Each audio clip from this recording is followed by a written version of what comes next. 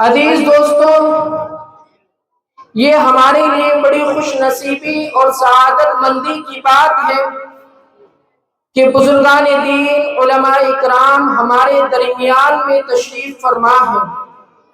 یہ اللہ کا بڑا احسان اور کرم ہے۔ امام الانبیاء سید الانبیاء رحمت للعالمین صلی اللہ علیہ وسلم کا ارشاد ہے کہ یہ علماء انبیاء کے وارث ہے، اور انبیاء جو ہے یہ دنیا میں دینار درہم یعنی پیسے جائیداد چھوڑ کر نہیں جاتے۔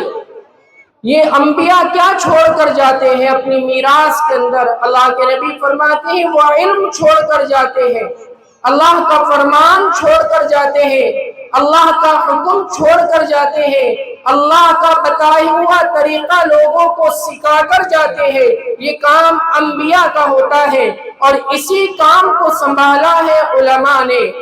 امام الانبیاء خاتم النبیین محمد رسول اللہ صلی اللہ علیہ وسلم پر نبوت کا اختتام ہو گیا، اب کوئی نبی آنے والا نہیں۔ اللہ کے نبی فرماتے ہیں میں آخری نبی ہوں، میرے بعد کوئی نبی نہیں۔ اللہ تعالیٰ قرآن کریم میں ارشاد فرماتے ہیں ما کان محمد ابا احد من رجالکم ولکن رسول اللہ وخاتم النبیین، کہ نبی آخری محمد ہے، محمد نہ کسی مرد کا باپ نہیں ہے۔ ما کان محمد ابا احد من رجالکم، پھر محمد کون ہے؟ محمد بن عبداللہ، ولکن رسول اللہ، وہ محمد ابن عبداللہ بن عبد المطلب، وہ اللہ کا رسول ہے، وخاتم النبیین، وہ آخری نبی ہے۔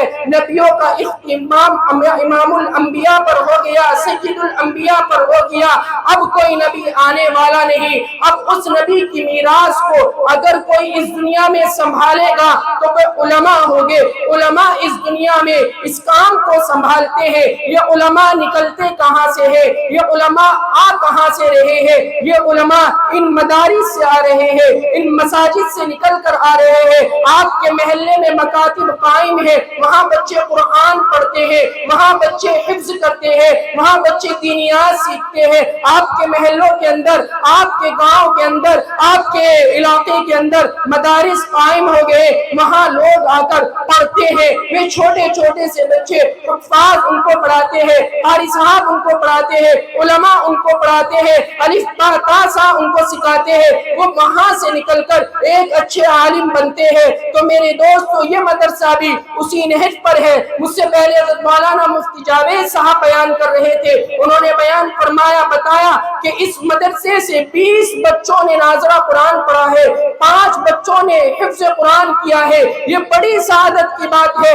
وہ بچے جو حافظ بنے وہ حامل قرآن ہوئے، انہوں نے قرآن کو اپنے ہاتھوں میں اٹھا لیا، انہوں نے قرآن کو اپنے سینوں پر محفوظ کر لیا۔ انہوں نے بالکل اللہ تعالیٰ نے جس کے بارے میں فرمایا کہ یہ قرآن جو ہے یہ امانت ہے، ہم نے زمین کو پیش کیا، زمین نے منع کر دیا، پہاڑوں کو پیش کیا، پہاڑوں نے منع کر دیا، جس کو بھی دینے چاہا اس نے منع کر دیا۔ لیکن یہ چھوٹے چھوٹے سے بچے، یہ چھوٹی عمر کے بچے، کوئی 10 سال کا، کوئی 12 سال کا، کوئی 15 سال کا، وہ حملہ الانسان یہ قرآن کے بوجھ کو اپنے سینے پر اٹھا لیتے ہیں، اس کو اپنے سینوں پر محفوظ کرتے ہیں۔ یاد رکھیے کیونکہ قرآن پاک کی حفاظت اللہ نے لی ہے، چھوٹے چھوٹے بچوں سے دینوں میں قرآن کو محفوظ کرا کر اللہ تعالیٰ پوری دنیا کو پیغام دیتا ہے، بتاتا ہے کہ دنیا کی کوئی بھی کتاب اٹھا لیجئے، کوئی بھی کتاب اٹھا لیجئے قرآن کریم کے علاوہ، خواہ وہ کسی بھی مذہب کی ہو، خواہ وہ اسلامی مذہب کی ہو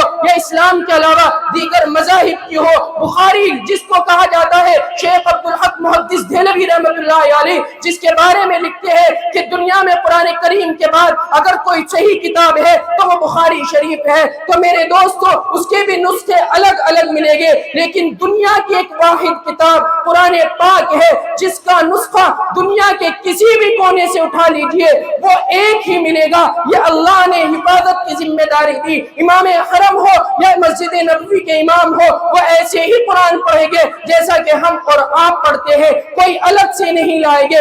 میرے عزیزوں، میرے دوستو، اس قرآن کا ذمہ ہم نے لیا ہے، ہمارے یہ بچے حافظ بنے، یہ قرآن کو سنبھالنے والے ہیں، لیکن ان بچوں کو سنبھالنا میرا اور آپ کا مقام ہے. یہ بچے ابھی ناواقف ہے, ابھی بچے ہیں, ابھی نہ سمجھ ہے, نہ فہم ہے, اپنی اچھائی کو اپنی برائی کو نہیں جانتے, لیکن ان کی اچھائیوں کے بارے میں ہم واقف ہیں, ان کی اچھائیوں کو ہم پہچانتے ہیں, ان کے لیے برا کیا ہے, ان کے لیے بھلا کیا ہے, ان کے لیے اچھا کیا ہے, ان کے لیے غلط کیا ہے. اب یہ بچے حافظ ہو گئے, ان کی ذمہ داری میری اور آپ کی ہے. اگر ہم ان کی ذمہ داری لیں گے, اگر ہم ان کو اب آگے کی تعلیم دلانے کی کوشش کریں گے, صرف حافظ بن گئے, بچہ تیار ہو گیا. قرآن کریم کیا کہہ رہا ہے, قرآن ہم سے کیا مخاطب ہے, قرآن کا دستور کیا ہے, قرآن کا اصول کیا ہے, اللہ ہم سے کیا چاہتے ہیں, رسول اللہ کی ہم سے کیا چاہت ہے, وہ کب ہوگا جب اس مدرسے سے نکل کر